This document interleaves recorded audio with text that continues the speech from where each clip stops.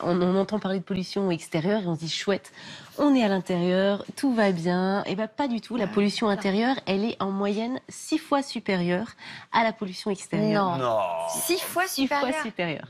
C'est une moyenne, pas pendant les pics bien sûr très importants, mais en moyenne c'est 6 fois supérieure. Pourquoi alors? C'est quel genre de pollution à l'intérieur? Alors à votre avis, justement, est-ce que vous pouvez imaginer les bombes aérosols, exactement. Ça, Déjà les aérosols, la colle, Quelle colle?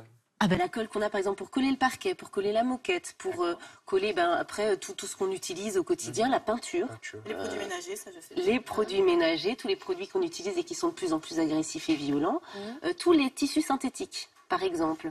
Mais ce que vous ramenez du pressing, quand vous ramenez des vêtements du pressing, vous ramenez des polluants très très forts. Et en général, on laisse la housse avec les Ah oui, vêtements. ça protège, c'est beaucoup. Eh bien, pas du tout. Ah bon? Il faudrait enlever la housse, le plastique. Ah bon? Il faudrait enlever, aérer les vêtements avant de les ranger dans son armoire. D'accord. Par exemple. Mais il y a aussi le tabac. On n'en parle pas, mais le tabac, c'est un des gros polluants. Il y a aussi le fait que nos maisons sont de mieux en mieux isolées. Et que donc l'air ne circule plus. Ah ouais. Et certaines bougies parfumées? Toutes les bougies parfumées, tous les parfums, oui, quasiment. Quoi, les bougies parfumées? À partir du moment où il y a du parfum de synthèse, c'est polluant. Il faut prendre des bougies naturelles. Il faudrait prendre, et puis être sûr que ce sont des huiles essentielles qui sont à l'intérieur. D'accord. Et pas des huiles essentielles travaillées. Vous avez, après, l'aspirateur que vous utilisez, si vous ne le nettoyez pas, si vous ne nettoyez pas votre sac d'aspirateur, le filtre, exactement, puis le remplacer par un aspirateur qui filtre bien les polluants, ça c'est déjà beaucoup mieux. Les systèmes de ventilation, qu'on nettoie pas beaucoup ou pas souvent, la chaudière. On repart. Ah non, mais vu exactement ce que je voulais dire, vous aller dans des cabanes à 0 degré, au moins là on est protégé de tout. Ensemble, se balader dans Ah les non, mais cabanes. je sais que ça paraît Rencontrer. complètement minant, je le sais. Le chauffage aussi. mais oui, voilà. Tous les Ah. chauffages. Ah ouais. Après, même des petites choses toutes bêtes, les meubles que vous achetez dans une grande marque scandinave pour monter la chambre des enfants. Ah oui. Et c'est ça, en bois compressé, l'aggloméré, tous ces bois-là qui sont remplis de colle, remplis de solvant. Donc quand on monte la chambre, c'est une catastrophe. Tu as quand même des solutions à nous proposer j'ai des et des solutions assez géniales auxquelles on n'aurait pas pensé. Oui, alors Forcément. déjà, il y a toutes les solutions simples qu'utilisaient nos grands-mères, qui sont par exemple le vinaigre blanc pour faire le ménage. On utilise des produits naturels au maximum. Donc pour tout ce qui est calcaire, les vitres, le savon noir. Donc on essaye d'utiliser des produits très très simples. On aère, on ouvre ses fenêtres au moins 10 minutes par jour. Mais alors pardon, parce que quand on habite Paris ou une grande ville polluée, moi j'hésite à aérer parce que je me dis je vais faire rentrer la pollution encore plus. Alors, et ça, tu dis quoi? Il faut quand même aérer parce que Malgré ça, c'est encore plus pollué à l'intérieur. Donc il faut aérer. Par contre, vous évitez, si vous habitez à côté d'un grand boulevard, il faut éviter d'aérer au moment où il y a tout le monde qui part au Ça travail. veut dire, tu te lèves à 4h du matin.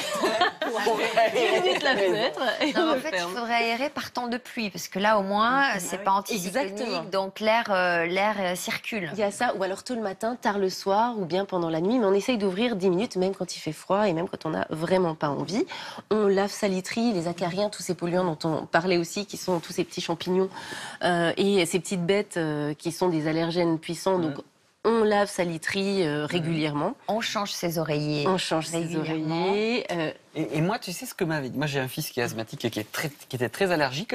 La pédiatre m'avait dit, quand il fait soleil en tout cas, vous prenez le matelas et vous le collez au soleil, quoi. Parce qu'en fait, le soleil brûle tous ces acariens et fait beaucoup de bien, en tout cas, aux enfants qui sont... Alors, on a un peu de mal à Paris aussi, où on a envie de sortir avec son matelas, mais en effet, ça marche très très bien. Au soleil, comme ça. Ça marche. Oui, encore Ça ça marche marche très du bien. soleil. Ah oui, c'est un luxe, ça paraît. Et on a envie d'avoir une pendant le fenêtre grand assez grande pour sortir le matelas aussi. C'est ça. Et en même temps, à la campagne, on n'en a pas parlé, mais quand on ouvre les fenêtres, il y a aussi l'épandage des engrais. Enfin, on fait attention de ne pas ouvrir au moment où on traite tous les champs et les vignes à côté. Ça, c'est sûr. Donc, on a toutes ces petites solutions et on a maintenant des petits indicateurs. Donc, quand on prend des peintures, par exemple, on peut faire attention et bien suivre les instructions, éviter d'utiliser trop de produits, éviter les cosmétiques ou les produits trop agressifs. Et puis, surtout, on entend parler partout, et forcément, là, moi, ça m'intéresse doublement, des plantes dépolluantes. Donc, je vous ai rapporté une petite saucière, mais c'est pas pour la sauce, hein, c'est vraiment pour les plantes qu'il y a dedans. C'est parce que j'ai fait des boutures. Voilà, c'est ça. J'ai fait des boutures pour mes copains. Donc, vous avez là une plante que tout le monde connaît, c'est le lierre. Donc le lierre, c'est censé être une plante dépolluante très très forte, intérieure et extérieure. Et ça, on appelle ça la plante araignée. Tout le monde en a, on connaît ça très bien, c'est le chlorophytum. Chlorophytum. Et c'est des plantes qui font comme des petites araignées. Et on prend la petite araignée, on la plante dans la terre et ça repousse. Donc ça, c'est censé être une plante très fortement dépolluante. Vous avez la grande plante qu'on a là-bas, qui est le philodendron monstera, qui a des très larges feuilles et qui est censée être une plante très dépolluante. Alors pourquoi je dis censée? C'est parce qu'en fait, pour l'instant, c'est pas complètement prouvé, même si la NASA a fait des recherches, même si on a très envie de croire ça, et moi la première, de croire que la plante qu'on va mettre à la maison va dépolluer. Alors comment ça marche déjà? Quel est le principe chimique? Alors le principe chimique, c'est que la plante, forcément, elle va absorber, il y a des échanges qui se font gazeux avec la plante, donc par ses feuilles, elle va absorber tout ce qu'il y a dans l'air, donc les polluants et tout ce qui est volatile et les solvants volatiles, et elle va les filtrer, donc ils vont passer dans la feuille, passer dans la sève, passer dans les racines, et après la terre va en garder une grande partie et elle va rejeter donc du CO2. Et l'intérêt, elle va aussi rejeter de l'humidité. Donc notamment déjà la plante, c'est super bien dans nos atmosphères qui sont de plus en plus sèches, voilà, parce que ça va redonner un petit peu d'humidité. Pour les enfants qui ont des bronchiolites et tout ça, c'est bien d'avoir un air plus humide. C'est pas mal. Mais alors là, si on avait un médecin sur le plateau, il nous dirait oui, mais attention, si la plante est mal entretenue, s'il y a de la moisissure, c'est potentiellement aussi des sources d'allergie. Donc, tout ça reste quand même toujours du bon sens. C'est-à-dire qu'on imagine bien que cette petite plante-là, celle-là est déjà beaucoup plus grande, mais la pièce dans laquelle on est très grande, elle ne va pas dépolluer la maison. Enfin, ce serait fabuleux. Voilà. Donc ça veut dire qu'il faudrait la plus heureuse des 90 comme ça? Ça voudrait dire qu'il faudrait quasiment vivre au milieu d'une forêt, voilà. Forêt vierge. Une énorme forêt. Par exemple, pour 40 mètres carrés à peu près, qu'est-ce qu'il faut installer? On dit qu'il faut une plante tous les 10 mètres carrés. Mais c'est toujours pareil. Il y a pour l'instant pas d'études. Les études qu'il y a eu, notamment par la NASA, c'est des études qui ont été faites dans l'espace, dans des conditions où tout était hermétique. Donc on sait que certaines plantes, et celles que je vous ai présentées, filtrent mieux que d'autres, retiennent mieux que d'autres un certain nombre de solvants. Mais de là à vous dire que c'est dépolluante, il faut faire attention que ça ne devienne pas un élément marketing.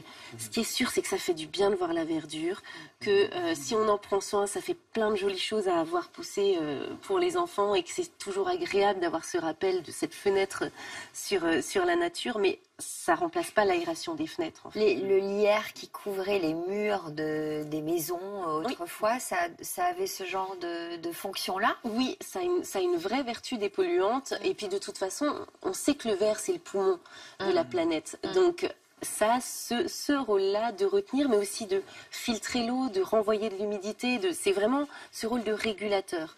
Donc oui, ça fait du bien, oui, c'est mieux, mais ça n'est pas le miracle contre la pollution que l'on aimerait tous que ce soit. Bon, en tout cas, c'est passionnant.